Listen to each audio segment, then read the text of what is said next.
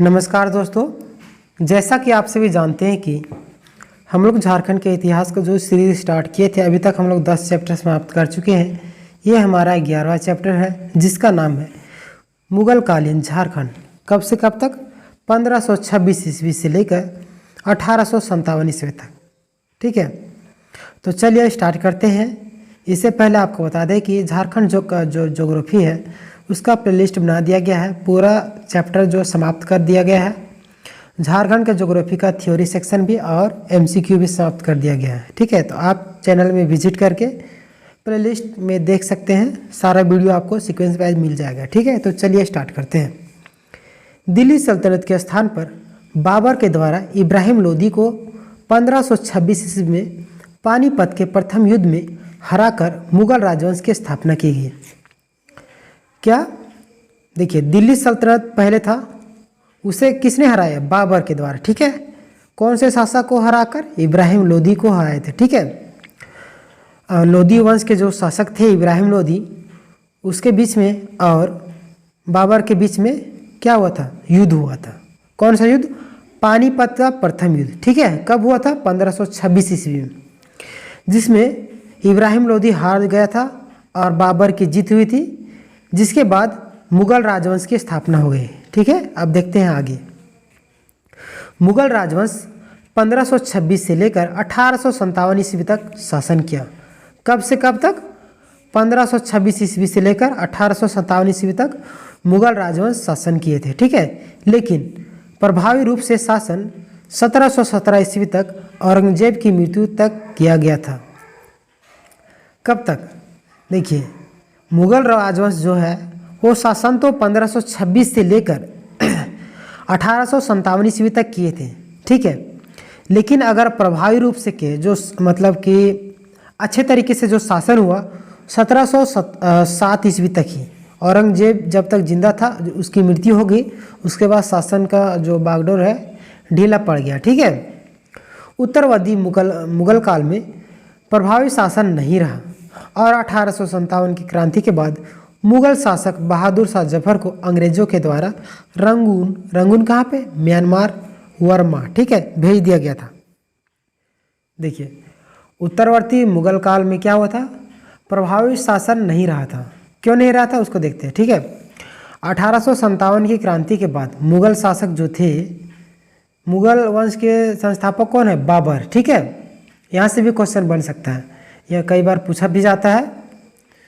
तो मुगल शासक कौन थे? बहादुर शाह जफर। ठीक है, उसे अंग्रेज जो थे उसे कहाँ भेज दिए? रंगून कहाँ है? म्यांमार या वर्मा में। ठीक है, भेज दिए थे। मुगल शासन का प्रभाव झारखंड पर भी पड़ा था, जो अलग अलग शासकों के प्रभाव देखा जा सकता है। ठीक है, अब देखते हैं झारखंड के बारे में। ठीक है, मुगल शासन का प्रभाव झारखंड क्षेत्र पर भी पड़ा था। अब अलग अलग शासकों का प्रभाव देख सकते हैं। तो चलिए स्टार्ट करते हैं। बाबर हुमायूं कालीन झारखंड। ठीक है, कब से कब तक? 1526 से 1530 एवं 1530 से 40 एवं 1555 से 56। देखिए, 3 भागों में बटा हुआ। किसका? बाबर हुमायूं कालीन। ठीक है, देखिए, बाबर मुगल शासन की स्थापना अफगानों से लिया था, इसलिए पराजित अफगान पुनः अपनी सत्ता प्राप्त करने के लिए तत्पर रहता था और यह बिहार, झारखंड एवं बंगाल में निवास कर रहा था। क्या बोला जा रहा है? बाबर मुगल शासन की स्थापना अफगानों से लिया था। ठीक है, बाबर जो है मुगल शासन की स्थापना किससे लिया था? वे अफगानों से लिए थे। ठीक है, इसीलिए पराजित अफगान, ठीक है, पराजित अफगान पुनः अपनी सत्ता प्राप्त करने के लिए तत्पर रहता था। जो अफगान लोग थे अपनी सत्ता को प्राप्त करने के लिए तत्पर रहते थे हमेशा कि कब सत्ता मिल जाए, और यह बिहार, झारखंड एवं बंगाल में निवास कर रहे थे। ठीक है, उस समय बिहार झारखंड एक ही में था, उसमें बिहार में निवास कर रहे थे। ठीक है, बाबर के समय विरोधी अफगान कुछ नहीं कर सका, लेकिन हुमायूं के समय विरोधी अफगान अधिक प्रभावी हो चुका था, जिसमें बाबर था। मुगल राजवंश की स्थापना किए, उस समय क्या हुआ? विरोधी अफगान जो थे वो क्या किए थे? कुछ भी कर नहीं पाए थे, क्योंकि बाबर बहुत ही शक्तिशाली शासक था। लेकिन हुमायूं के समय विरोधी जो अफगान लोग थे वो अधिक प्रभावशाली हो चुके थे, क्योंकि हुमायूं थोड़ा कमज़ोर हो चुका था। ठीक है, हुमायूं विरोधी अफगान का पीछा करते हुए एक समय झारखंड के भुरकुंडा तो आप जाते होंगे कहाँ पे है, रामगढ़ में। ठीक है, आया था। कहाँ पे आया था हुमायूं विरोधी अफगान का पीछा करते हुए? झारखंड के भुरकुंडा क्षेत्र। ठीक है, यहाँ से क्वेश्चन बन सकता है। सूर राजवंश। ठीक है, सूर राजवंश कब से कब तक है? 1540 से 1555 ईस्वी तक सूर राजवंश मुगल सत्ता के स्थान पर 1540 से 1555 ईस्वी तक सूर राजवंश पराजित हुआ, जिसे शेरशाह सूरी ने स्थापित किया था। देखिए यहाँ से क्वेश्चन बनेगा कि सूर राजवंश के संस्थापक कौन है? तो आपका आंसर होगा शेरशाह सूरी। ठीक है, कौन है? शेरशाह सूरी। इसको भी याद कर लीजिएगा। मुगल सत्ता के स्थान पर 1540 से 55 ईस्वी में सूर राजवंश के संस्थापक कौन? शेरशाह सूरी ने स्थापित किया था। शेरशाह सूरी ने मुगल सिंहासन पर 1540 से 45 ईस्वी तक शासन किया। शेष अवधि में उनके राजवंशों ने शासन किया था। देखिए शेरशाह सूरी जो थे कब से कब तक शासन किया झारखंड क्षेत्र पर? 1540 ईस्वी से 45 ईस्वी, 5 वर्षों तक। ठीक है, और शेष वर्षों में उसके जो वंशज लोग थे उन्होंने शासन किया था। ठीक है, 1528 में शेरशाह सूरी ने दक्षिण बिहार में अपना राज्य स्थापित किया था। कब? 1528 ईस्वी में शेरशाह सूरी जो थे वो दक्षिण बिहार में अपना राज्य स्थापित किए थे। शेरशाह सूरी 1534 से 1537 ईस्वी तक कई बार बंगाल एवं उड़ीसा क्षेत्र पर आक्रमण करने के लिए झारखंड से होकर गुजरा था। ठीक है, शेरशाह सूरी जो है आक्रमण कई बार करता था ना, तो क्या कहता कब से कब तक? 1534 से 37 ईस्वी में कई बार वो क्या बंगाल एवं उड़ीसा क्षेत्र पर आक्रमण करने के लिए झारखंड से होकर गुजर रहे थे। ठीक है, गुजरते थे, क्योंकि झारखंड पहले जंगलों के था, वहाँ पे जो भी विरोधी लोग थे या कई लोग वहाँ पे आकर छिपते थे। ठीक है, जंगल में बहुत लोग ढूंढ नहीं पाते, जिसके कारण बच जाते थे वो लोग। एक बार शेरशाह सूरी बंगाल पर आक्रमण करके लूटा हुआ धन झारखंड के राजमहल क्षेत्र से होकर बिहार के रोहतास पहुंचा था। इसी समय शेरशाह के पुत्र जलाल खान ने राजमहल क्षेत्र में नाकाबंदी कर रहा था।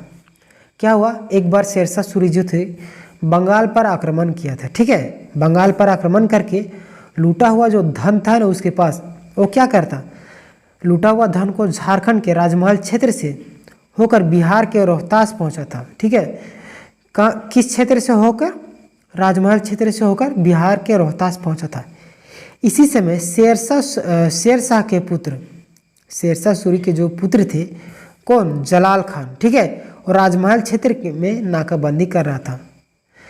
1538 ईस्वी में शेरशाह सूरी ने रोहतास पर अधिकार कर लिया और शेरशाह सूरी के समय पलामू के चेरोवंशी शासक जो थे वो महाराज चेरो था। ठीक है, शेरशाह सूरी रोहतास पर कब अधिकार किए? 1538 ईस्वी में। ठीक है, इसको भी याद कर लीजिएगा। यहाँ से क्वेश्चन बनता है कि शेरशाह सूरी ने रोहतास पर अधिकार कब किया? तो 1538 ईस्वी में शेरशाह सूरी ने रोहतास पर आक्रमण किया था और शेरशाह सूरी के समय पलामू के जो चेरोवंशी शासक थे उसका नाम था महाराज चेरो। ठीक है, चलिए आगे देखते हैं। महाराज चेरो ने शेरशाह सूरी के शिविर में हाथी, घोड़ा, बैल एवं ऊँट etc की चोरी कर लिया करता था। इसीलिए शेरशाह सूरी ने 1538 ईस्वी में अपने सेनापति खबास खां एवं दरिया खां को महाराज चेरो पर आक्रमण करने के लिए भेजा था। क्या हुआ? महाराज चेरो जो था वो शेरशाह सूरी के शिविर क्या होता है? शिविर जहाँ पे सेना लोग ठहरते हैं, उनका घोड़ा वगैरह, हाथी वगैरह रहता था। ठीक है, वहाँ पे उनका खाना व रहने पीने का सारा मतलब व्यवस्था होता है। उसे ही शिविर बोलते हैं। हमारे सेना का भी शिविर होता है। ठीक है, तो महाराज चेरो क्या करता था? शेरशाह सूरी के शिविर से हाथी, घोड़ा, बैल, ऊँट और भी बहुत सारी चीज़ें चुरा कर ले जाता था। ठीक है, इसीलिए शेरशाह सूरी जो है वो 1538 ईस्वी में अपनी सेनापति खबास खां एवं दरिया खां को महाराज चेरो पर आक्रमण करने के लिए भेजा था। किस कारण शेरशाह सूरी जो है महाराज चेरो पर आक्रमण करने के लिए भेजा था? क्योंकि शेरशाह सूरी महाराज चेरो जो था शेरशाह सूरी के शिविर से हाथी, घोड़ा, बैल, ऊंट और सारी चीज़ें चुरा कर ले जाता था। तो शेरशाह सूरी किस सेनापति को भेजा था महाराज चेरो को मारने के लिए? खब्बास खां एवं दरिया खां को। ठीक है। तारीख ए शेरशाही के लेखक अहमद यादगार के अनुसार खब्बास खां तारीख ए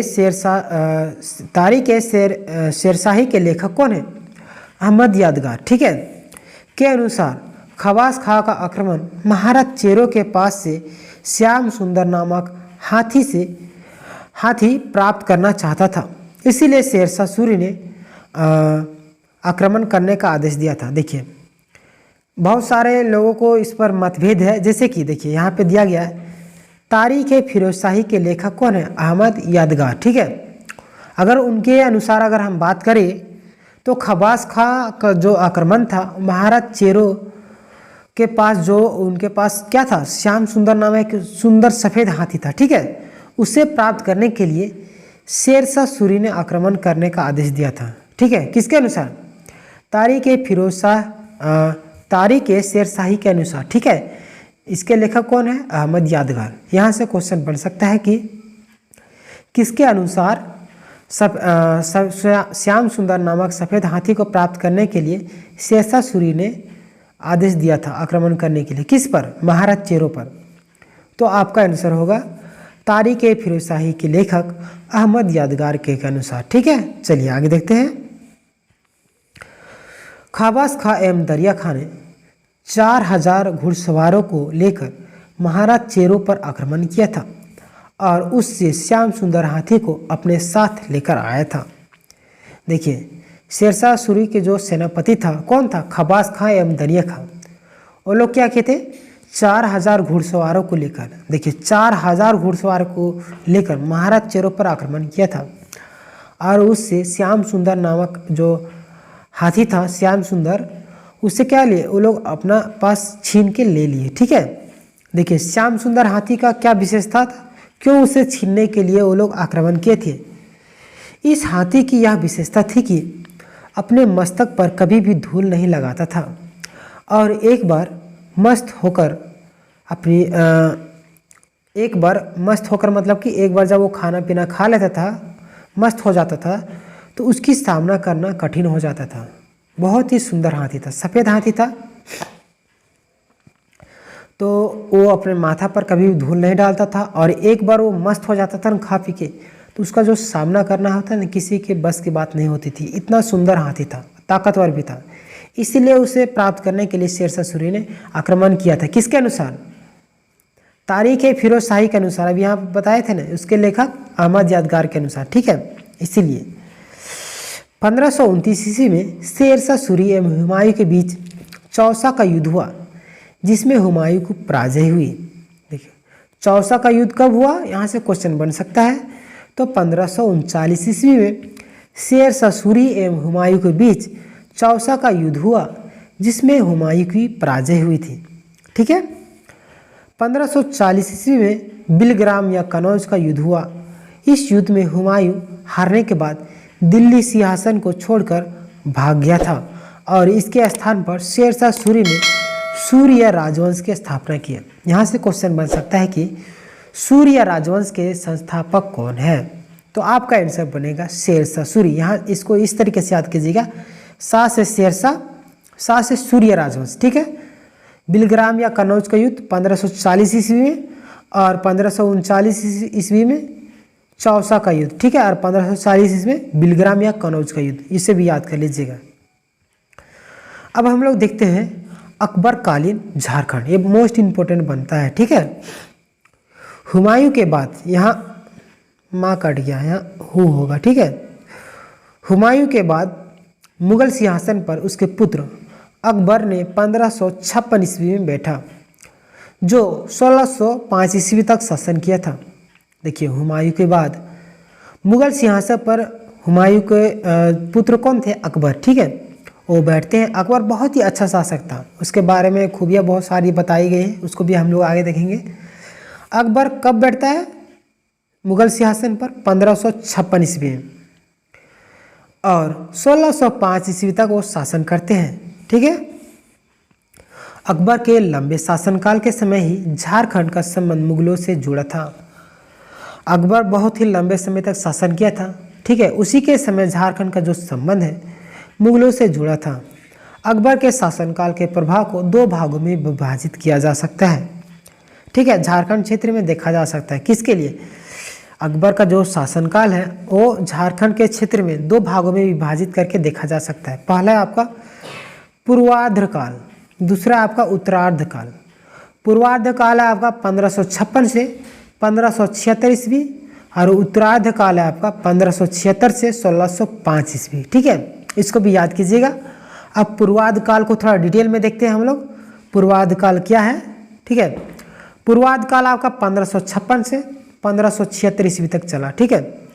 इस काल में अकबर ने अफगान विरोधियों गाजी, हाजी, बंधुओं, जुनैद एवं वेयाद ईटीसी को पूरी तरीके से समाप्त करने के लिए कार्य कर रहा था।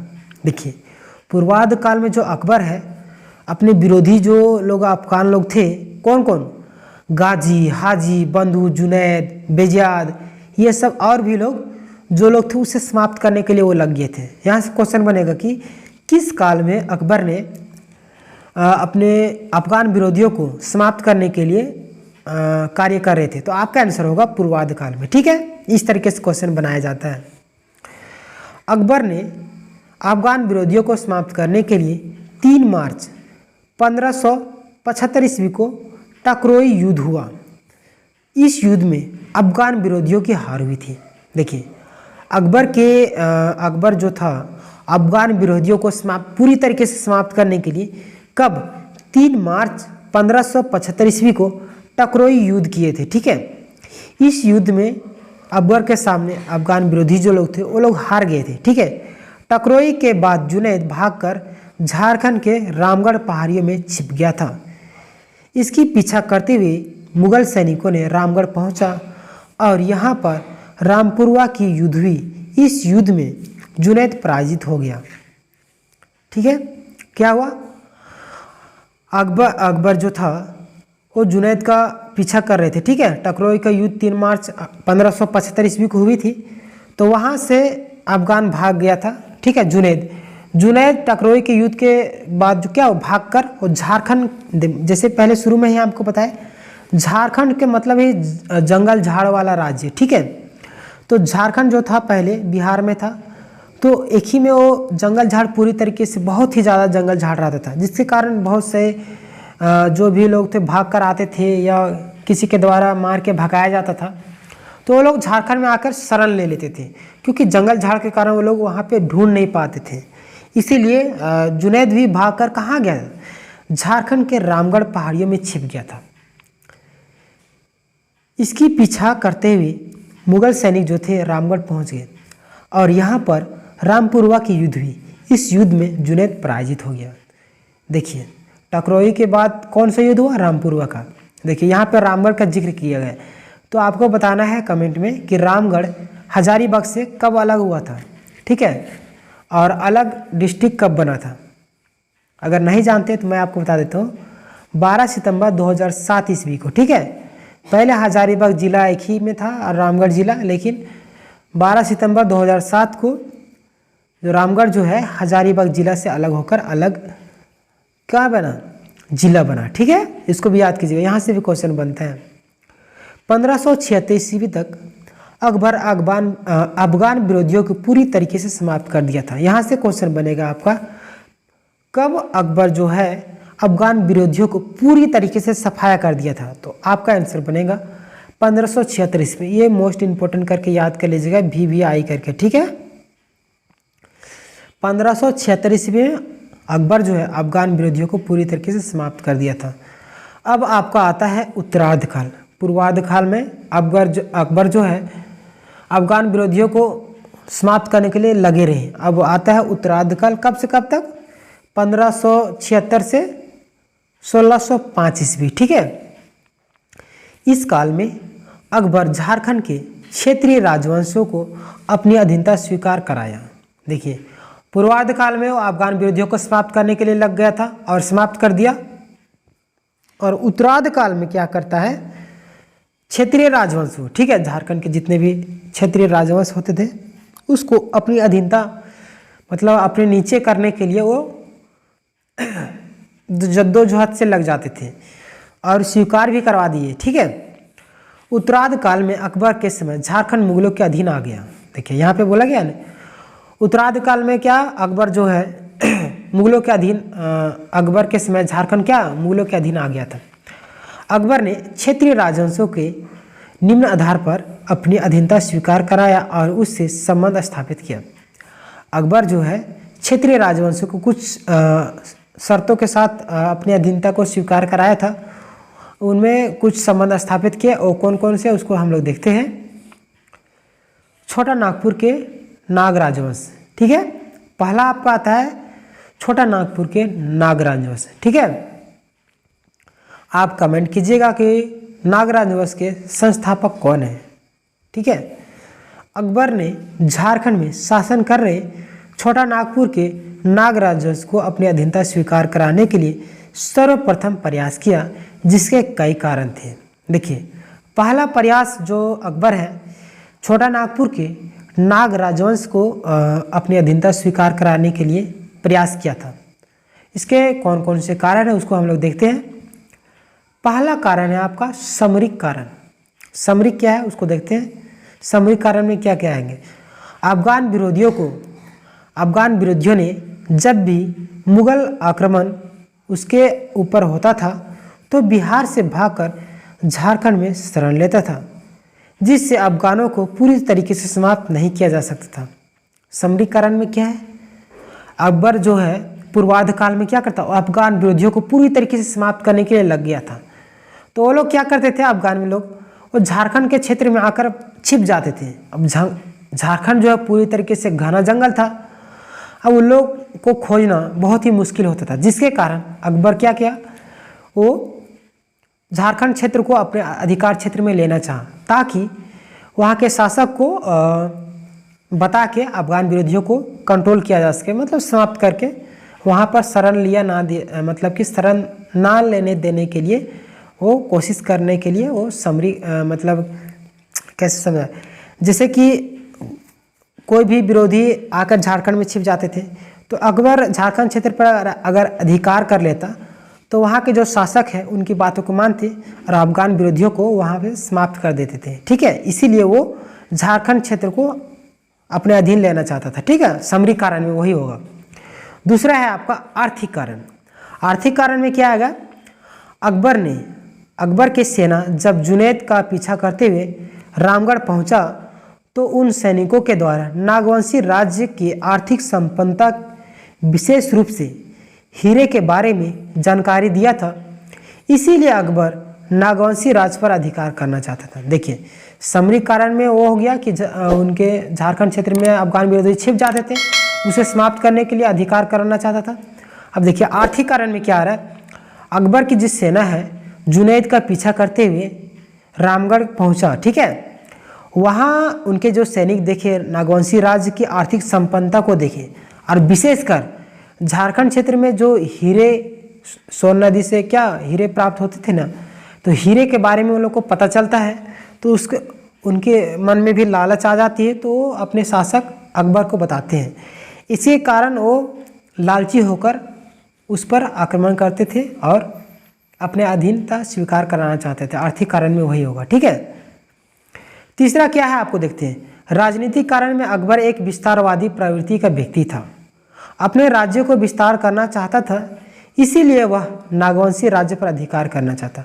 राजनीतिक कारण में क्या है, अकबर एक विस्तारवादी प्रवृत्ति का व्यक्ति था, वह अपने राज्य को विस्तार करना चाहता था, जिसके कारण वह नागवंशी राज्यों पर अधिकार करना चाहता। ठीक है, उपर्युक्त कारणों के कारण ही अकबर ने छोटा नागपुर के नाग राजवंश पर अधिकार करने के लिए 1585 ईस्वी में शहबाज खां कम्बू के नेतृत्व में सैनिक को आक्रमण करने के लिए भेजा था।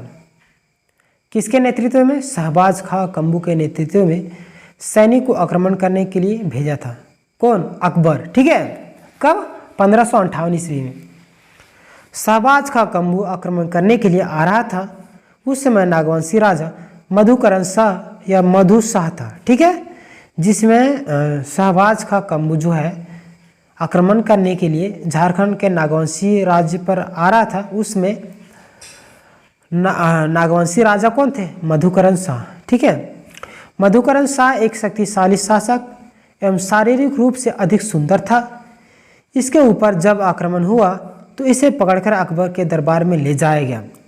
अकबर ने मधुकरण शाह की शारीरिक बल एवं विनती स्वभाव को देखते हुए उसे छोड़ दिया, लेकिन उसे मुगल की अधीनता स्वीकार कराया। ठीक है, क्या हुआ? शहबाज कम्बू जिसमें आक्रमण करने के लिए झारखंड के नागवंशी छोटा नागपुर के जो नागवंशी राज्य पर अधिकार करने के लिए आए, उसमें नागवंशी राजा मधुकरण शाह थे। मधुकरण शाह एक शक्तिशाली एवं शारीरिक रूप से मजबूत और सुंदर था। तो उसे अकबर के जो सेनापति था शहबाज खां कम्बू, सेनापति ने शहबाज खां कम्बू जो था वो पकड़कर किसे? मधुकरण शाह को अकबर के दरबार में पेश किया। तो अकबर ने मधुकरण शाह की शारीरिक बल एवं विनती स्वभाव, एकदम स्वभाव उनका बहुत ही अच्छा था, जिसके कारण उसे छोड़ दिया और मुगल की अधीनता स्वीकार कराकर छोड़ा था। ठीक है, ऐसे नहीं छोड़ता है वो लोग। मधुकरण शाह की अधीनता स्वीकार करने के साथ सालाना कर देने के लिए भी तैयार हो गया। जब मधुकरण शाह को अधीनता स्वीकार करवाया गया और कुछ सालाना कर देने के लिए उसे विवश किया गया तो वो तैयार हो गया। ठीक है, मानसी 1590 से 92 ईस्वी में उड़ीसा के राजा कुतुलुक खां एवं उसके पुत्र निसार खां पर आक्रमण करने के लिए जा रहा था, तो उसे मधुकरण शाह को भी ले गया था। मान सिंह 1590 से 92 में उड़ीसा के राजा कुतलुक खां एवं उसके पुत्र निसार खां पर जब आक्रमण करने के लिए जा रहा था, तो उसे मधुकरण शाह को भी साथ ले लिया था। यहाँ से ये इंपॉर्टेंट उत्तर नहीं है। ठीक है, अब अगला शासक है आपका पलामू के चेरो राजवंश। ठीक है, इसको हम लोग देखते हैं, यहाँ से भी मोस्ट इंपॉर्टेंट क्वेश्चन बनते हैं। अकबर के समय ही पलामू के चेरो राजवंश भी मुगलों के अधीन आ गया था। बोले ने अकबर एक बहुत ही विस्तारवादी व्यक्ति था। ठीक है, वो राज्यों को अपना राज्य को विस्तार करना चाहता था, इसके चक्कर में कई बार आक्रमण करता था। तो उसमें भी चेरो राजवंश जो है मुगलों के अधीन आ गया था और 1589 ईस्वी में बिहार के मुगल सूबेदार मानसिंह को बनाया गया था। 1589 ईस्वी में बिहार के मुगल सूबेदार किसे बनाया गया था? मानसिंह को बनाया गया था। ठीक है, मानसिंह को आदेश दिया गया था कि चेरो राज्य पर आक्रमण करके उसे मुगल की अधीनता स्वीकार कराया जाए। मानसिंह को क्या आदेश दिया गया? चेरो राज्य पर आक्रमण करके, ठीक है, मुगल की अधीनता स्वीकार कराया जाए। इस समय चेरो राजवंश के राजा रणपत चोरू था। चेरो जिसमें आक्रमण हो रहा था उसमें चेरो राजवंश के राजा कौन थे? रणपत चोरू। ठीक है, रणपत चोरू। चलिए आगे देखते हैं। मानसिंह ने चेरो राज्य पर आक्रमण करने एवं करके धन संपत्ति लूट लिया था तथा साथ में 54 हाथी को भी लूटकर अकबर के पास भेज दिया, जो 3 अप्रैल 1590 ईस्वी को पहुंचा था। देखिए, मानसिंह जो चेरो राज्य पर आक्रमण किया, ठीक है, वो तो धन संपत्ति लूटा और साथ में 54 हाथी, कितना? 50 + 4, 54 हाथी को लूटकर अकबर के पास भेज दिया, जो कब पहुंचा था? 3 अप्रैल 1590 ईस्वी को। यहाँ से क्वेश्चन बनेगा। ठीक है, मानसिंह चेरो राज्य पर आक्रमण करके धन संपत्ति भी लूटा था। कौन? यहाँ से क्वेश्चन बनेगा कि कौन सा व्यक्ति था जो चेरो राज्य पर आक्रमण करके 54 हाथी सहित धन संपत्ति भी लूटा था? तो आपका आंसर होगा मानसिंह। ठीक है, चलिए आगे बढ़ते हैं। मानसिंह ने बिहार की सूबेदारी अपने पुत्र जगत सिंह को सौंपकर पलामू आक्रमण के लिए निकला था। मानसिंह जो है बिहार की सूबेदारी किसे सौंपा था? जगत सिंह को सौंपकर पलामू पर आक्रमण करने के लिए निकला था। ठीक है, मानसी ने पलामू में अपनी सैनिक छोड़ दिया और रणपत चोरू को अपनी अधीनता को स्वीकार करा लिया था। मानसी जो है पलामू में अपनी अधीनता को छोड़ दिया था, ठीक है, और रणपत चोरू को अपनी अधीनता को स्वीकार करा लिया था, ठीक है। 1605 ईस्वी में अकबर की मृत्यु के बाद चेरवंशी राजा अपने को स्वतंत्र घोषित कर दिया। जब 1605 ईस्वी में अकबर की मृत्यु कब हुई, यहाँ से क्वेश्चन बनेगा अकबर की मृत्यु कब हुई, तो आपका आंसर होगा 1605 ईस्वी। 1605 ईस्वी में अकबर की मृत्यु के बाद चेरवंशी राजा अपने को स्वतंत्र घोषित कर लिया था, ठीक है। चलिए आगे देखते हैं। अगला है आपका शासक जो है मानभूम एवं हजारीबाग, ठीक है, मानभूम एवं हजारीबाग आता है। मानसिंह 1590 ईस्वी में मिदनापुर, कहाँ, पश्चिम बंगाल जाने के क्रम में मानभूम से होकर गुजरा था। मानसिंह जो है 1590 ईस्वी में मिदनापुर जाने के क्रम में मानभूम यानी कि धनबाद से होकर गुजरा था। मानसिंह ने इस समय मानभूम के परा एवं तेलकुपी क्षेत्र के मंदिरों का जीर्णोद्धार किया था, ठीक है। मानसिंह जो है मानभूम के परा एवं तेलकुपी क्षेत्र के मंदिरों का जीर्णोद्धार भी किया था, ठीक है। अबुल फजल के आईने अकबरी के अनुसार हजारीबाग के 6 एम चंपा को बिहार सूबा में परगना के रूप में शामिल किया गया था। अबुल फजल के अनुसार अबुल फजल का जो बुक है वो कौन है, आईने अकबरी, ठीक है। उसके अनुसार हजारीबाग के 6, ठीक है, ये 6 है, 6 एम चंपा को बिहार के सूबा में परगना के रूप में शामिल भी किया गया था, ठीक है। चलिए अगला शासक है आपका सिंहभूम के सिंह राजवंश, ठीक है। 1592 ईस्वी में मानसिंह जब उड़ीसा अभियान के लिए जा रहा था तो सिंहभूम क्षेत्र से होकर गुजरा था। इस समय सिंह राजवंशी शासक रणजीत सिंह था। कब, सिंहभूम के सिंह राजवंश की अगर बात करें तो 1592 ईस्वी में मानसिंह जब उड़ीसा अभियान के लिए जा रहा था तो सिंहभूम क्षेत्र से होकर गुजर रहा था, ठीक है। इस समय सिंह राजवंशी के शासक कौन थे, रणजीत सिंह, ठीक है। कब, 1592 ईस्वी में। रणजीत सिंह के बिना युद्ध किए मुगलों की अधीनता मानसिंह को समक्ष स्वीकार कर लिया। रणजीत सिंह ऐसे शासक थे जो बिना युद्ध किए, ठीक है, मुगलों की अधीनता को मानसिंह के समक्ष स्वीकार कर लिया था। यहाँ से क्वेश्चन बनेगा कि रणजीत सिंह किसके समक्ष अपनी अधीनता स्वीकार किए थे, तो मानसिंह के समक्ष, ठीक है।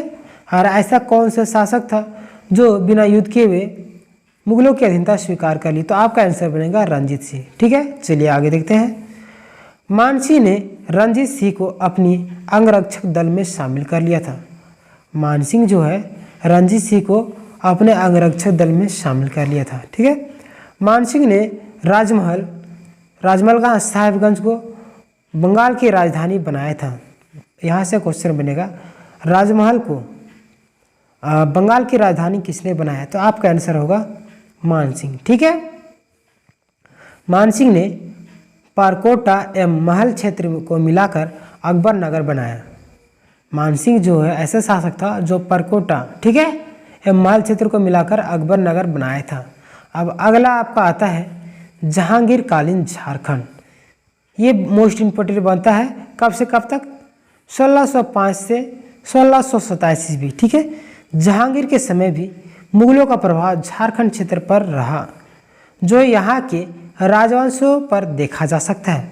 देखिए जहांगीर कालीन जो शासन है उस समय भी झारखंड का उनका प्रभाव जो झारखंड क्षेत्र पर पड़ा था, ठीक है। छोटा नागपुर के नागराज वंश, जहांगीर के समय झारखंड के नागवंशी राजा कौन थे, दुर्जनशाल, ठीक है। यहाँ से क्वेश्चन बनेगा कि जहांगीर के समय झारखंड के नागवंशी राजा कौन थे, तो आपका आंसर बनेगा दुर्जनशाल, ठीक है। इस समय नागवंशी राजाओं को जमींदार एक खान आलमा अर्थात हीरे खान का मालिक कहा जाता था। किसे, नागवंशी राजाओं को जमींदार एक खान आलमा अर्थात हीरे के खान का मालिक भी कहा जाता था, ठीक है। जहांगीर के आत्मकथा तुजुक एक जहांगीरी में भी नागवंशी राजाओं के द्वारा हीरे निकालने के बारे में वर्णन किया गया है। जहांगीर की आत्मकथा तुजुके जहांगीर में भी नागवंशी राजाओं के बारे में हीरे निकालने के बारे में वर्णन किया गया है। ठीक है, चलिए आगे देखते हैं। जहांगीर के समय दुर्जन साल ने मुगलों की अधीनता को ठुकरा दिया था। यहाँ से क्वेश्चन बनता है कि दुर्जन साल जो शासक था मुगलों की अधीनता किसके समय में ठुकरा दिए थे? तो आपका आंसर बनेगा जहांगीर के समय दुर्जन साल जो थे मुगलों की अधीनता को ठुकरा दिया था, इसीलिए जहांगीर नागवंशी राज्य पर आक्रमण करना चाहता था। ठीक है, चलिए आगे देखते हैं।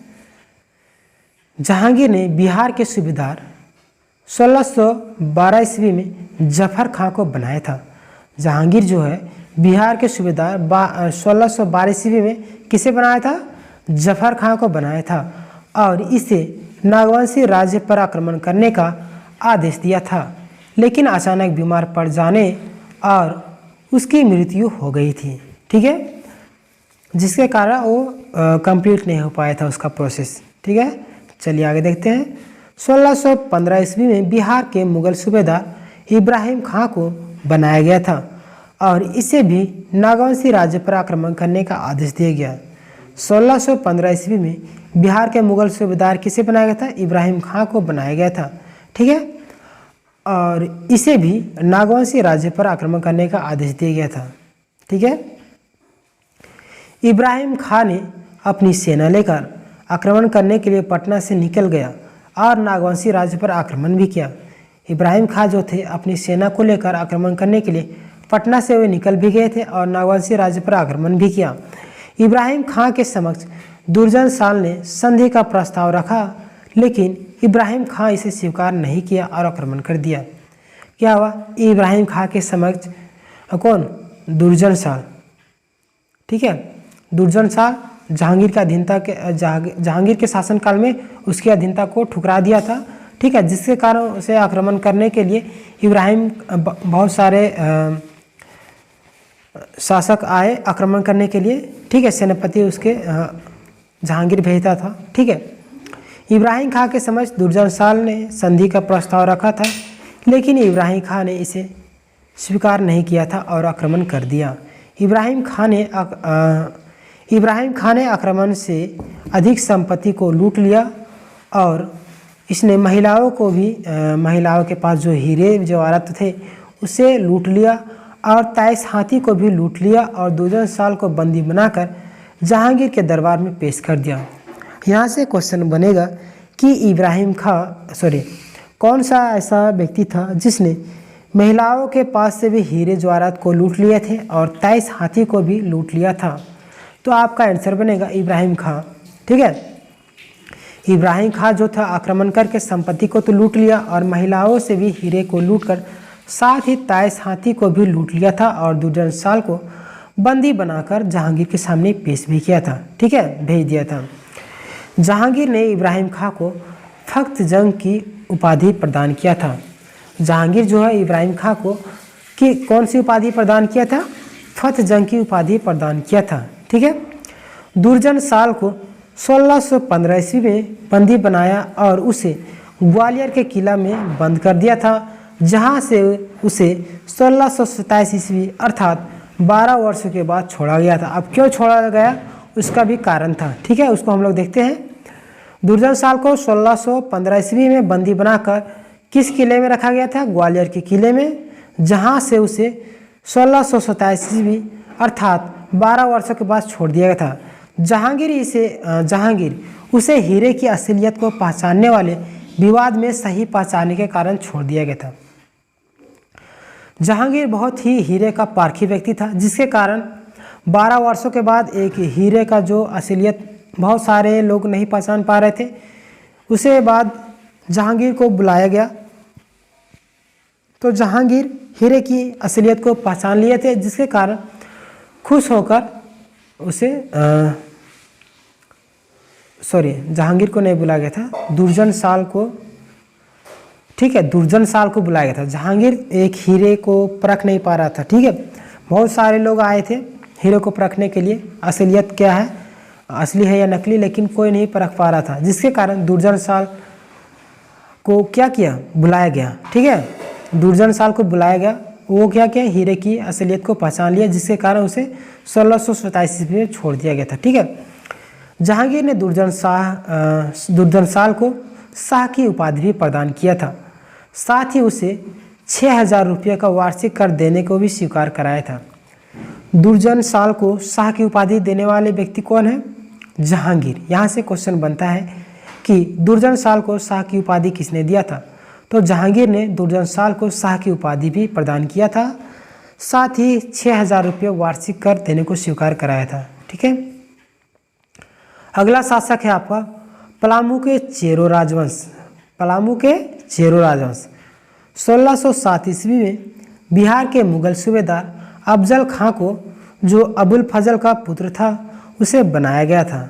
ठीक है, कब, 1607 ईस्वी में बिहार के मुगल सूबेदार अफजल खां को, जो अबुल फजल का पुत्र था, उसे बनाया गया था। किसे, अबुल फजल का पुत्र को बिहार का मुगल सूबेदार बनाया गया था। ठीक है, इस समय पलामू के चेरो शासक कौन थे, अनंत राय थे। ठीक है, पलामू के चेरो शासक अनंत राय थे। अनंत राय के समय अनंत राय के राज्य पर आक्रमण करने के लिए जहांगीर ने अफजल खां को आदेश दिया था, लेकिन 2 सप्ताह के अंदर अफजल खां बीमार हुआ और उसकी मृत्यु भी हो गई थी।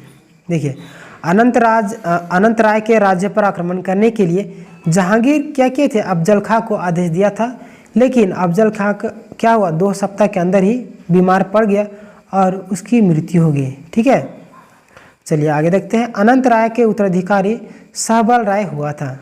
अनंत राय के उत्तराधिकारी कौन है, सहबल राय। ठीक है, सहबल राय अपने साम्राज्य का विस्तार हजारीबाग का चौपारण के सड़क आजम किसे बोला था, जीटी रोड को सड़क आजम तक बढ़ा लिया था। ठीक है, सहबल राय जो था अपने साम्राज्य का विस्तार हजारीबाग के चौपारण के सड़क आजम, ठीक है, तक क्या कहते थे, बढ़ा लिया था। सहबल राय के द्वारा सड़क आजम से गुजरने वाले मुगल काफिलों को लूट लेता था, इसीलिए जहांगीर अधिक क्रोधित हुआ और उसे पकड़ने के लिए अपनी सेना को भेज दिया था। ठीक है, सहबल राय के द्वारा जो सड़क आजम से गुजरने वाले मुगल काफिलों को क्या करता था, लूटा करता था, जिसलिए जहांगीर क्रोधित हो गया था और उसे पकड़ने के लिए अपनी सेना भेजा था। कौन व्यक्ति आक्रमण करता था सड़क आजम से गुजरने वाले मुगल काफिलों को, सहबल राय। ठीक है, सहबल राय की मृत्यु भी हो जाएगी, कैसे होगी उसको देखते हैं। सहबल राय को पकड़कर जहांगीर के दरबार में पेश किया गया, जहां पिंजड़े में सहबल राय को मनोरंजन के रूप में जहांगीर के द्वारा सहबल राय को बाघ से लड़वा दिया गया और द्वंद्व युद्ध में सहबल राय की मृत्यु हुई। देखिए कितना खौफनाक मृत्यु हुआ था सहबल राय का। जहांगीर कितना क्रूर व्यक्ति था, वो अपनी खुशी के लिए, मतलब मनोरंजन के लिए जहांगीर के द्वारा सहबल राय को बाघों से लड़वा दिया गया था और दोनों लड़ते लड़ते वहाँ पे सहबल राय की मृत्यु हो जाती है। ठीक है, बाघों के साथ अगर कोई इंसान लड़ेगा तो उसकी मृत्यु निश्चित ही हो ही जाती है। ठीक है, उसी के कारण होता है। तो वहाँ से क्वेश्चन बनेगा कि बाघों के साथ लड़ते हुए कौन से शासक की मृत्यु होगी, तो आपका आंसर बनेगा सहबल राय। ठीक है, अब अगला आपका है विष्णुपुर के पंचेत राजवंश। ठीक है, विष्णुपुर के पंचेत राजवंश, इसको हम लोग देखते हैं। बिहार के मुगल सूबेदार अफजल खां ने धनबाद के विष्णुपुर पर आक्रमण किया और उसे अपने अधिकार में कर लिया। बिहार के मुगल सूबेदार कौन थे, अफजल खां जो थे, धनबाद के विष्णुपुर पर आक्रमण किया और अपने अधिकार क्षेत्र में कर लिया था।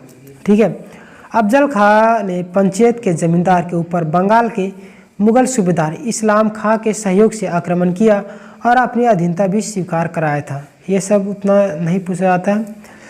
चौथा है आपका खुर्रम का राजमहल आक्रमण। ठीक है, खुर्रम किसे कहा जाता है, शाहजहां को खुर्रम कहा जाता है। ठीक है, शाहजहां के समय मुगल शासन में नूरजहां के बढ़ते प्रभाव को देखते हुए दक्षिण के सूबेदार एवं जहांगीर के पुत्र खुर्रम ने 1622 ईस्वी में जहांगीर के विरुद्ध विद्रोह कर दिया था। ठीक है, क्या हुआ था? खुर्रम के द्वारा मुगल शासक ने नूरजहां के बढ़ते प्रभाव को देखते हुए दक्षिण के सूबेदार कौन थे? दक्षिण के सूबेदार एवं जहांगीर के पुत्र खुर्रम, ठीक है, 1622 ईस्वी में जहांगीर के विरुद्ध विद्रोह कर दिया था। ठीक है, चलिए आगे देखते हैं। खुर्रम विरोध करते हुए झारखंड के राजमहल क्षेत्र पर पहुंचा था। इसमें बंगाल के मुगल सूबेदार इब्राहिम खां की हत्या कर दिया था। खुर्रम जो है विद्रोह करते हुए कहाँ पे पहुंचा था? झारखंड के राजमहल। खुर्रम किसे कहा था? शाहजहां को। ठीक है, इसमें बंगाल के मुगल सूबेदार इब्राहिम खां की हत्या कर दिया गया था। बाद में खुर्रम एवं जहांगीर के मध्य समझौता होने के बाद दक्षिण भारत वापस चला गया। बाद में क्या होता? खुर्रम एवं जहांगीर के मध्य समझौता हुआ था। ठीक है, अब हम लोग देखेंगे शाहजहां कालीन झारखंड। ठीक है, वीडियो थोड़ा लॉन्ग हो रहा है, कोई दिक्कत नहीं। वीडियो पसंद आ रहा हो तो वीडियो को लाइक कर लीजिएगा। अगर आप हमारे चैनल में पहली बार विजिट कर रहे हैं तो चैनल को भी सब्सक्राइब कर लीजिएगा। ठीक है, शाहजहां कालीन झारखंड 1628 से 1658 ईस्वी है। ठीक है, जहांगीर के बाद मुगल सिंहासन पर उसके पुत्र शाहजहां ने 1628 से 1658 ईस्वी तक शासन किया। जहांगीर के बाद कौन शासन किया था मुगल सिंहासन पर? उसके पुत्र शाहजहां। ठीक है, शाहजहां वो शासन किए थे। 1628 से 1658 ईस्वी तक शासन किए थे।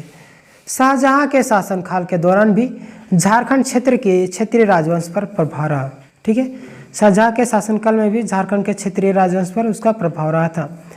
अब छोटा नागपुर के नाग राजवंश को देखते हैं। शाहजहां के समय छोटा नागपुर के नाग राजवंश के शासक दुर्जन साल एवं रघुनाथ शाह था। शाहजहां के समय छोटा नागपुर के नाग राजवंश के शासक कौन थे? दुर्जन साल एवं रघुनाथ शाह था। ठीक है, दुर्जन साल 1627 ईस्वी में जहांगीर के कैद से मुक्त होने के बाद अपनी राजधानी खुखरा पहुंचा। दुर्जन साल जो है 1627 ईस्वी में जहांगीर के कैद से मुक्त हुआ। ठीक है, उसके बाद अपनी राजधानी खुखरा पहुंचा था। ठीक है, दुर्जन साल ने खुखरा पहुंचकर सुरक्षा कारणों से अपनी राजधानी परिवर्तित करके दोईसा ले गया। दुर्जन साल जो है खुखरा पहुंचकर सुरक्षा कारणों से अपनी राजधानी को परिवर्तित करके दोईसा कहाँ किसे बोला था? गुमला को। ठीक है, दोईसा ले गया।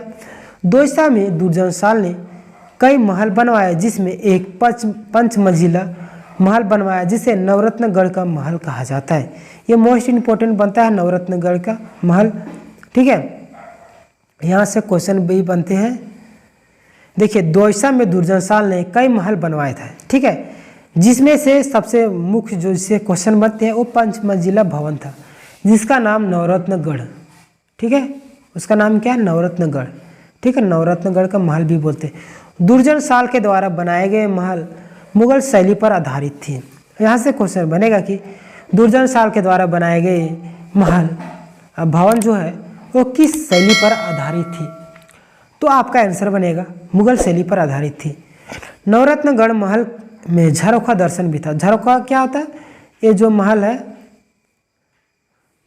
महल भी नहीं बन रहा है, महल जैसे कि ऐसे रहता है ना, महल है ये मान लीजिए, तो बीच बीच में बालकनी जो होता है, यहाँ पे बालकनी को ही समझिए झरोखा दर्शन बोल सकते हैं आपको। ठीक है, बालकनी होता है हम लोग को ना, वही होता है झरोखा दर्शन। ठीक है, 1640 ईस्वी में दुर्जन साल की मृत्यु हो गई। दुर्जन साल की मृत्यु कब होती है? 1640 ईस्वी में दुर्जन साल की मृत्यु हो जाती है। दुर्जन साल के उत्तराधिकारी रघुनाथ शाह 1640 से 1690 ईस्वी तक बना था। दुर्जन साल के उत्तराधिकारी कौन था? रघुनाथ शाह। ठीक है, 1640 से 1690 ईस्वी में बना था। रघुनाथ शाह के समय मुगल सैन्य अधिकारी खानजादा ने आक्रमण किया था। रघुनाथ शाह के समय मुगल सैन्य अधिकारी कौन आक्रमण किए थे? खानजादा। ठीक है, खानजादा की रघुनाथ शाह ने मामूली कर देकर उसे छुटकारा पा लिया। खानजादा को रघुनाथ शाह जो थे वो मामूली कर दिए थे। ठीक है, और उसे छुटकारा कर लिए थे। ठीक है, चलिए आगे देखते हैं। अगला शासक आता है पलामू के चेरो राजवंश, ठीक है, उसको हम लोग देखते हैं पलामू के चेरो राजवंश को। शाहजहाँ के समय पलामू के चेरो शासक सहबल राय था, ठीक है, सहबल राय के उत्तराधिकारी प्रताप राय था। शाहजहाँ के समय पलामू के चेरो राजवंश सहबल राय के उत्तराधिकारी प्रताप राय था, ठीक है। 1632 ईस्वी में बिहार के मुगल सूबेदार अब्दुल खां को शाहजहाँ ने बिहार की जागीर प्रदान किया था। कब? 1632 ईस्वी में बिहार के मुगल सूबेदार अब्दुल खां को शाहजहाँ बिहार की जागीर भी प्रदान किया था, ठीक है। अब्दुल्ला खां प्रताप राय से शाहजहाँ के द्वारा 1,36,000, ठीक है, 1,36,000 की वार्षिक कर निर्धारित किया था। उसे वसूलने के लिए बार बार कर की दर बढ़ा दे रहा था, इसीलिए प्रताप राय ने कर देने से मना कर दिया। क्या हुआ? अब्दुल्ला खां प्रताप राय से शाहजहाँ के द्वारा 1,36,000 की वार्षिक कर निर्धारित किया गया था, ठीक है। उसे वसूलने के लिए बार बार क्या करता था? वो कर की दर को बढ़ा देता था, जिससे परेशान होकर प्रताप राय ने कर देना ही बंद कर दिया। अब देखिए आगे क्या होगा। जब प्रताप राय ने अब्दुल्ला खां को कर देने से मना कर दिया तो बदले में अब्दुल्ला खां प्रताप राय के विरुद्ध कोई कार्रवाई नहीं कर पाया, क्योंकि वह युद्ध में व्यस्त था। देखिए, प्रताप राय क्रोधित हो गया, क्योंकि बार बार कर बढ़ा देने से वो कर नहीं दे पाता था, जिसके कारण वो कर देने से मना कर दिया। जब प्रताप राय अब्दुल्ला खां को कर देने से मना कर दिया तो क्या किया? प्रताप राय के विरुद्ध कोई भी कार्रवाई नहीं कर पाया। कौन? अब्दुल्ला खां, क्योंकि वह युद्ध में व्यस्त था। 1641 से 42 ईस्वी में बिहार के मुगल सूबेदार शाइस्ता खां को बनाया गया था। कब से कब तक? 1641 से 42 ईस्वी में बिहार के मुगल सूबेदार शाइस्ता खां को बनाया गया था। शाहजहाँ ने शाइस्ता खां को प्रताप राय पर आक्रमण करने के लिए आदेश दिया था और उसे मालगुजारी वसूलने को भी कहा था। देखिए, शाहजहाँ ने शाइस्ता खां को प्रताप राय पर आक्रमण करने के लिए आदेश दिया था और उसे मालगुजारी वसूलने के लिए भी कहा था। शाइस्ता खां अपनी सेना लेकर 12 अक्टूबर 1647 ईस्वी को पलामू पहुंचा और प्रताप राय से 80,000 के मालगुजारी वसूला था। कौन? शाइस्ता खां अपनी सेना लेकर 12 अक्टूबर 1647 ईस्वी को पलामू पहुंचा और प्रताप राय से 80,000 रुपये मालगुजारी वसूला था, ठीक है। कौन? शाइस्ता खां। शाइस्ता खां को प्रताप राय ने पटना में हाजिरी लगाने एवं मालगुजारी देने के बाद 12 फरवरी 1642 ईस्वी को शाइस्ता खां वापस पटना लौट गया। क्या हुआ? शाइस्ता खां जो है वो 80,000 रुपये मालगुजारी वसूल कर और पटना में हाजिरी लगाने एवं मालगुजारी के बाद 12 फरवरी 1642 ईस्वी को वापस क्या करता? कौन? शाइस्ता खां जो है वापस पटना लौट जाता है, ठीक है। 1643 ईस्वी में बिहार के मुगल सूबेदार इख्तियार खां को बनाया गया था और शाहजहाँ ने इसे प्रताप राय पर आक्रमण करने और उससे मालगुजारी वसूलने के लिए आक्रमण करने का आदेश भी दिया था। 1643 ईस्वी में बिहार के मुगल सूबेदार कौन थे? इख्तियार खां को, ठीक है, बनाया गया था और शाहजहाँ ने इसे प्रताप राय पर आक्रमण करने के लिए उससे मालगुजारी वसूलने के लिए आक्रमण करने का आदेश भी दिया था, ठीक है। इख्तियार खां को यह आदेश शाहजहाँ ने इसलिए दिया था क्योंकि प्रताप राय ने पिछले वर्षों मालगुजारी नहीं दिया था। इख्तियार खां जो है वो यह जो आदेश है क्यों दिया था शाहजहाँ ने? इख्तियार खां को यह आदेश शाहजहाँ ने क्यों दिया था? क्योंकि प्रताप राय ने पिछले वर्षों मालगुजारी नहीं दिया था, ठीक है। इख्तियार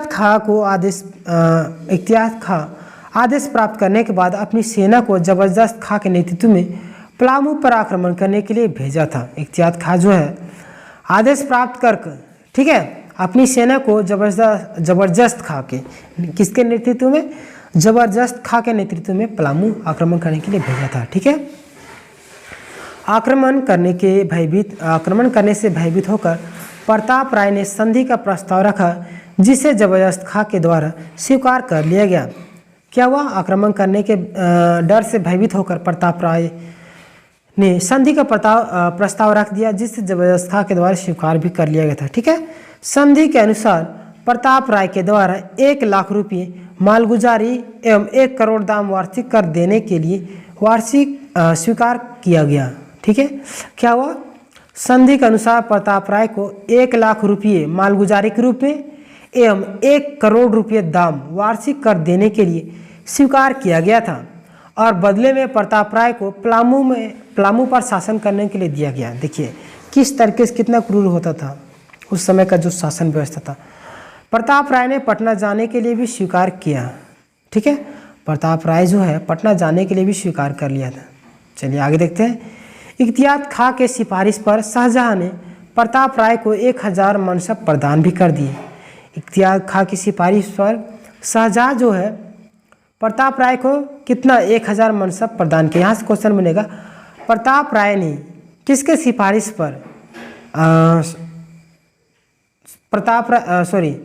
शाहजहां ने किसके प्रस्ताव पर प्रताप राय को 1000 मनसब प्रदान किया था। तो आपका आंसर बनेगा इख्तियार खां के सिफारिश पर शाहजहां ने प्रताप राय को 1000 मनसब प्रदान किया था। ठीक है, जबरदस्त खां ने पलामू अभियान से शाहजहां प्रसन्न होकर 2000 का मनसब प्रदान किया। जबरदस्त खां के पलामू अभियान से शाहजहां क्या हुआ था? प्रसन्न हुए थे और 2000 मनसब भी प्रदान किए थे। ठीक है, चलिए अगला है आपका सिंहभूम के सिंह राजवंश। ठीक है, शाहजहां के समय सिंहभूम के सिंह राजवंशों ने अपनी अधीनता स्वीकार करके पहली बार वार्षिक कर देने को प्रारंभ किया था। सिंहभूम के सिंह राजवंश भी अपनी अधीनता को स्वीकार करके पहली बार वार्षिक कर देने के लिए भी प्रारंभ किए थे। ठीक है, अब अन्य राजवंश कौन कौन है उसको भी हम लोग देख लेते हैं। शाहजहां के समय धनबाद के मानभूम राजवंशों में व्यापक उथल पुथल रहा। शाहजहां के समय भी धनबाद के मानभूम राजवंशों में व्यापक उथल पुथल रहा था। धनबाद के पंचेत के राजा वीर नारायण सिंह के ऊपर भी मुगलों ने आक्रमण हुआ था। धनबाद के पंचेत राजा वीर नारायण सिंह के ऊपर भी मुगलों का आक्रमण हुआ था। ठीक है, आगे देखते हैं। इसके समय में अर्थात शाहजहां के समय में रामगढ़ राजवंश भी मुगलों के प्रभाव में आ गया।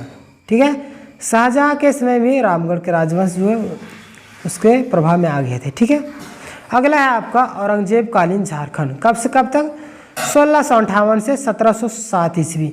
औरंगजेब मुगल शासकों में एक धार्मिक एवं साम्राज्यवादी प्रवृत्ति का व्यक्ति था जिसका प्रभाव झारखंड के क्षेत्रीय राजवंशों पर रहा।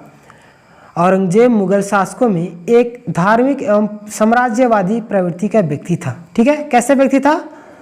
धार्मिक एवं साम्राज्यवादी प्रवृत्ति का व्यक्ति था जिसका प्रभाव झारखंड के क्षेत्रीय राजवंशों पर भी पड़ा था। ठीक है, अगला है आपका छोटा नागपुर के नागराजवंश। छोटा नागपुर के नागराजवंश औरंगजेब के समय नागवंशी राजा रघुनाथ शाह। औरंगजेब के समय नागवंशी राजा कौन थे? रघुनाथ शाह 1640 से 1690 ईस्वी में एवं राम शाह 1690 से 1715 था। ठीक है, फ्रांसीसी यात्री टेवरनियर के अनुसार रघुनाथ शाह के समय 2 आक्रमण हुआ जिसमें मुगल का एवं दूसरा मेदिनी राय का। फ्रांसीसी यात्री टेवरनियर, देखिए यहाँ से क्वेश्चन बनेगा किसके अनुसार रघुनाथ शाह पर 2 बार आक्रमण हुआ था? तो आपका आंसर बनेगा फ्रांसीसी यात्री टेवरनियर के अनुसार रघुनाथ शाह पर 2 बार आक्रमण हुआ था। और कौन कौन? एक है आपका मुगल, दूसरा है आपका मेदिनी राय। ठीक है, मेदिनी राय ने रघुनाथ शाह के समय नागवंशी राज के राजधानी दोयसा पर आक्रमण किया और वहां से उससे लूट भी लिया था। ठीक है, मेदिनी राय ने रघुनाथ शाह के समय नागवंशी राज्य पर आक्रमण किए थे। नागवंशी राज्य की राजधानी जो है दोयसा उस पर आक्रमण किए थे और उसे लूट भी लिए थे। ठीक है, मेदिनी राय ने दोयसा के नवरत्नगढ़ किला से पत्थर के विशाल दरवाजा को उखाड़कर अपने साथ पलामू लेते आया जिससे पलामू में नया किला में लगवाया। इस दरवाजे को नागपुरी दरवाजे के नाम से जाना जाता है। यह मोस्ट इम्पोर्टेंट बनता है। ठीक है, यहाँ से नागपुरी दरवाजा में, ठीक है, नागपुरी दरवाजा कहाँ पे लगा होता है? नया किला, पलामू के नया किला में। और कहाँ से लाया था? पुराना किला से उखाड़ के लाया गया था। ठीक है, नवरत्नगढ़ के किला विशाल दरवाजा। ठीक है, मेदिनी राय ने दोयसा के नवरत्नगढ़ किला से पत्थर के विशाल दरवाजा उखाड़ के लाए थे। ठीक है, वो पलामू के नए किले में लगवाया जिससे नागपुरी दरवाजा के नाम से जाना जाता है। ये मोस्ट इंपोर्टेंट बनता है। रघुनाथ शाह एक धार्मिक एवं दानवीय प्रवृत्ति का शासक था। इसने रांची में मदन मोहन मंदिर का निर्माण करवाया। रघुनाथ शाह एक धार्मिक एवं दानी प्रवृत्ति का शासक था। ठीक है, ये क्या किया, मदन मोहन मंदिर का निर्माण करवाया। कहाँ पे, रांची में।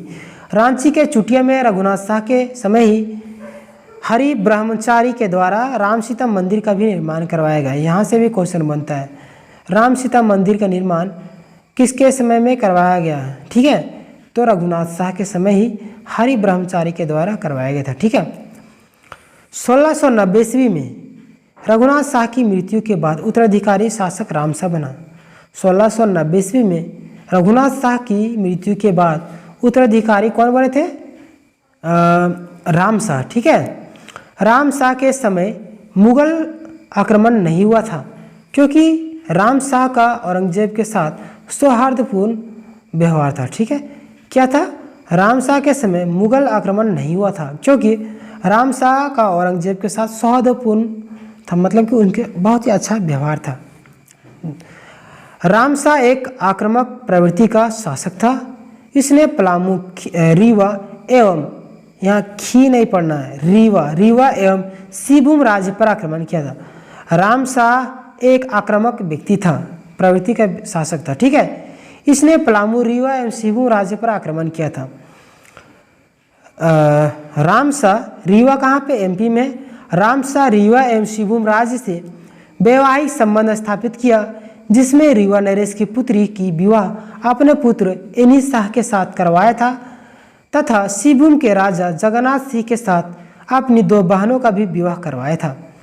राम शाह जो है रीवा एवं सिंहभूम राज्य से क्या किए थे, वैवाहिक संबंध स्थापित किए थे जिसमें रीवा नरेश की पुत्री की विवाह अपने पुत्र एनी शाह के साथ करवाया था तथा सिंहभूम के राजा जगन्नाथ सिंह के साथ अपनी 2 बहनों को विवाह भी करवाया था। ठीक है, अगला है आपका पलामू के चेरो राजवंश।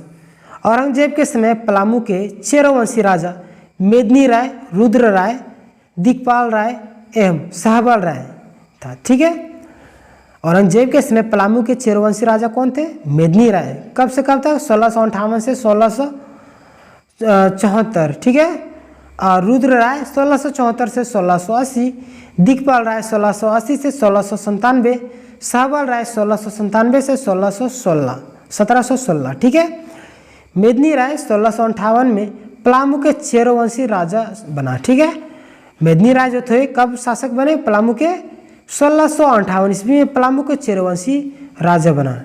मेदिनी राय एक साहसी, शक्तिशाली एवं बुद्धिमान शासक था।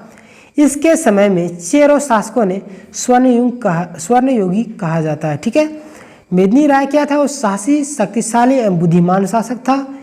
इसके शासन को चेरो राजवंशों में स्वर्णयुग कहा जाता है। यहाँ से क्वेश्चन बनेगा, चेरो शासकों में स्वर्णयुग किसके शासन काल को कहा जाता है, तो मेदिनी राय। ठीक है, मेदिनी राय के शासन काल को।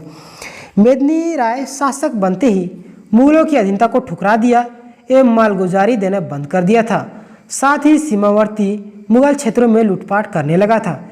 मेदिनी राय जो है शासक बनते ही मुगलों की अधीनता को ठुकरा देते हैं एवं मालगुजारी देना भी बंद कर दिया। साथ ही सीमावर्ती क्षेत्रों में भी लूटपाट करने लगे थे। कौन, मेदिनी राय। ठीक है, मेदिनी राय के गतिविधियों से औरंगजेब जो क्रोधित हुए। ठीक है, बिहार के मुगल सूबेदार दाऊद खां को पलामू पर आक्रमण करने का आदेश दे दिया। मेदिनी राय की गतिविधियों से क्या हुआ, औरंगजेब जो है क्रोधित हो गए एवं और मुगल के जो सूबेदार है दाऊद खां को पलामू पर आक्रमण करने के लिए आदेश भी दे देते हैं। दाऊद खां औरंगजेब के आदेश को प्राप्त करते हुए 23 अप्रैल 1660 ईस्वी को अपनी सेना लेकर पलामू पर आक्रमण करने के लिए कूच किया था। कब, 23 अप्रैल 1660 ईस्वी को दाऊद खां जो है औरंगजेब के आदेश प्राप्त करके 23 अप्रैल 1660 ईस्वी को अपनी सेना को लेकर पलामू पर आक्रमण करने के लिए कूच करने के लिए निकल गया था। ठीक है, कूच कर दिया था। 5 मई 1660 ईस्वी को दाऊद खां निर्विरोध पलामू पहुंचा और कोठी किला को आक्रमण करके उसे नष्ट कर दिया। कब, 5 मई 1660 ईस्वी को। यहाँ से क्वेश्चन बनेगा कि कोठी किला पर आक्रमण कब हुआ था, तो आपका आंसर होगा 5 मई 1660। ठीक है, कोठी किला पर आक्रमण करने के बाद दाऊद खां 3 जून 1660 ईस्वी को कुंडा किला पर आक्रमण किया और उसे नष्ट कर दिया था। वहाँ के शासक चुनराय को इस्लाम धर्म स्वीकार करवा लिया।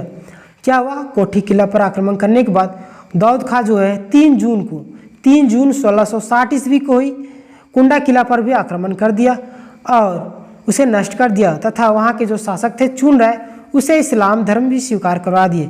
चुनराय के द्वारा इस्लाम धर्म स्वीकार करने से मेदिनी राय को सहन नहीं हुआ और चुनराय के भाई सुरवर के द्वारा उसकी हत्या कर दी गई। ठीक है, यहाँ से क्वेश्चन बनेगा कि चुनराय किसे इस्लाम धर्म स्वीकार करना, कौन सा शासक था जो इस्लाम धर्म स्वीकार कर लिया था? तो चुनराय। और फिर क्वेश्चन बनेगा कि कौन से शासक को चुनराय के इस्लाम धर्म स्वीकार करने से अच्छा नहीं लगा? तो आपका आंसर होगा मेदिनी राय। और किसके द्वारा हत्या की? चुनराय के भाई सुरवर के द्वारा उसकी हत्या कर दी गई थी। ठीक है, वर्षा ऋतु आगमन हो जाने के कारण दाऊद खां आगे नहीं बढ़ पाया और वर्षा ऋतु की समाप्ति के बाद 25 अक्टूबर 1660 ईस्वी को अपनी सेना लेकर दाऊद खां पलामू के तरहसी पहुंच गया। दाऊद खां पलामू के तरहसी कब पहुंचा था? 25 अक्टूबर 1660 ईस्वी को। ठीक है, चलिए आगे देखते हैं। तरहसी में मेदिनी राय के मंत्री सूरत से संधि करने का प्रस्ताव दाऊद खां के समक्ष रखा, जिसे दाऊद खां स्वीकार करते हुए दाऊद विराम की घोषणा तब तक के लिए किया जब तक संधि के आदेश औरंगजेब से न आया हो। देखिए क्या हुआ, तरहसी में मेदिनी राय ने के मंत्री जो सूरत सिंह है संधि करने का प्रस्ताव दाऊद खां के समक्ष रख देते हैं, जिसे दाऊद खां स्वीकार करते हुए युद्ध विराम की घोषणा कर देते हैं।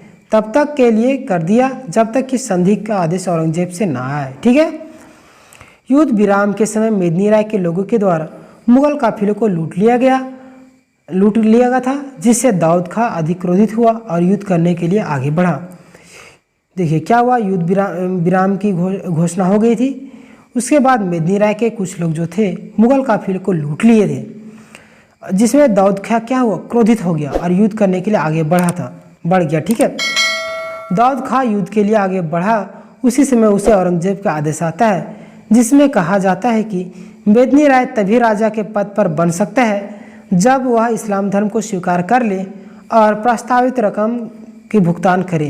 देखिए क्या होता है, जब दाऊद खां के पास आता है संधि का प्रस्ताव जो था वो चिट्ठी, उसमें लिखा हुआ रहता है कि राजा का पद मेदिनी राय तभी राजा के पद पर रह सकता है जब इस्लाम धर्म को स्वीकार करे और प्रस्तावित रकम देने के लिए भुगतान करने के लिए तैयार हो जाए। ठीक है, उसे इस्लाम धर्म स्वीकार करना चाहते थे, लेकिन मेदिनी राय ऐसा शासक था जो इस्लाम धर्म कभी भी स्वीकार नहीं किया और चुनराय की हत्या भी करवा दिया थे। ठीक है, उसके भाई के द्वारा।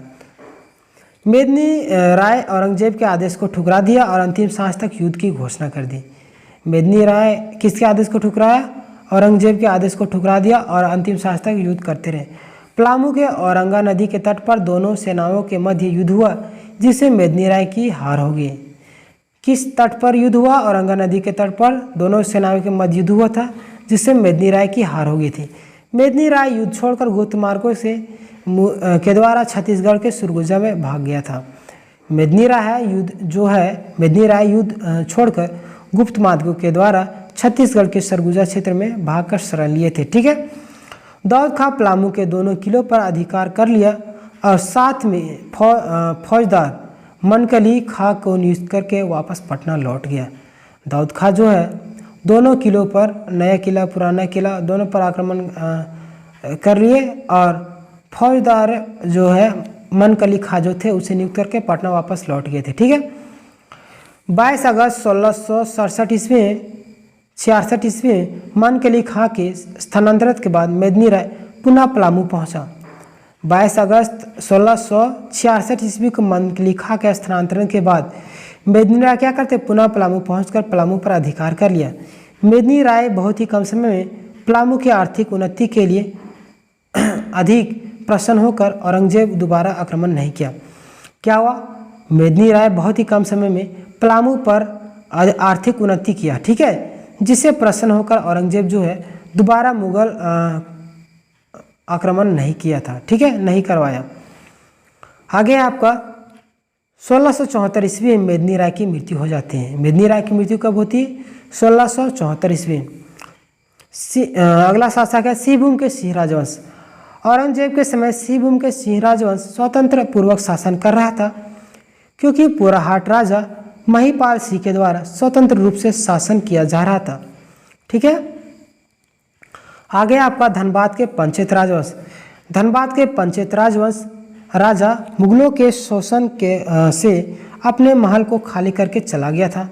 औरंगजेब के समय ही बंगाल की राजधानी राजमहल ढाका ले गया था। क्या हुआ? धनबाद के पंचेत राजा मुगलों के शोषण से अपने महल को खाली करके चला गया। यहाँ से क्वेश्चन मिलेगा कौन सा राजा था जिसने मुगलों के शोषण से महल को खाली करके चला गया था? पंचेत राजा। ठीक है, धनबाद के पंचेत राजा औरंगजेब के समय ही बंगाल की राजधानी राजमहल ढाका ले गया था। ठीक है, यहाँ तक आपका समाप्त हो जाता है। आशा करता हूँ आपको वीडियो पसंद आई होगी। मिलते हैं नेक्स्ट चैप्टर में, तब तक के लिए धन्यवाद। ये संपूर्ण था। इसके बाद आपका आएगा आधुनिक काल। ठीक है, 2-3 चैप्टर और बचा हुआ है, उसको समाप्त कर देंगे। प्लेलिस्ट बना हुआ है, प्लेलिस्ट में आप विजिट करके सीक्वेंस वाइज वीडियो देख सकते हैं। झारखंड ज्योग्राफी भी समाप्त हो चुका है, थ्योरी प्लस MCQ सभी का प्लेलिस्ट बना हुआ है, आप प्लेलिस्ट देख लीजिएगा। अगर आप हमारे चैनल में नए हैं तो इसी तरीके से और वीडियो पाने के लिए आप हमारे चैनल को सब्सक्राइब कर सकते हैं और बेल नोटिफिकेशन को भी दबाकर ऑल कर लीजिएगा। मिलते हैं नेक्स्ट चैप्टर में, तब तक के लिए धन्यवाद। जय हिंद, जय झारखंड। और अपनी राय कमेंट सेक्शन में भी देना ना भूलें। धन्यवाद।